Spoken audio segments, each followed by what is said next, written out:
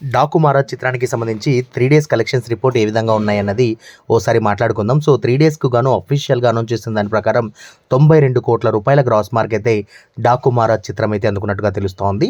So ఇక 4వ రోజుకు సంబంధించి 100 కోట్ల గ్రాస్ మార్క్ని ఈజీగా అధిగమించి మరోసారి బాలయ్యబాబు గారి లిస్టులో 100 కోట్ల చిత్రంగా నిలవబోతోంది డాకు మహారాజ్ చిత్రం. సో ఫుల్ రన్లో 100 కోట్ల గ్రాసే కాదు 100 కోట్ల షేర్ మార్క్ చూసేటటువంటి చిత్రంగా కూడా డాకు మహారాజ్ బాలయ్యబాబు గారి కెరియర్లో ఒక బిగ్గెస్ట్ నంబర్ని రిపోర్ట్ చేస్తూ ఒక కొత్త చరిత్ర సృష్టిస్తుందని అయితే చెప్పొచ్చు అనమాట. డాకు మహారాజ్కు సంబంధించి 3వ రోజు 92 కోట్ల గ్రాస్ మార్క్ని వరల్డ్ వైడ్గా అందుకుంది. షేర్ దాదాపు 55 కోట్లకు పైగా షేర్ అయితే అందుకుందని అయితే చెప్పొచ్చు. సో ఓవరాల్గా ఇది గైస్ ప్రజెంట్ ఉన్నటువంటి ఇన్ఫర్మేషన్.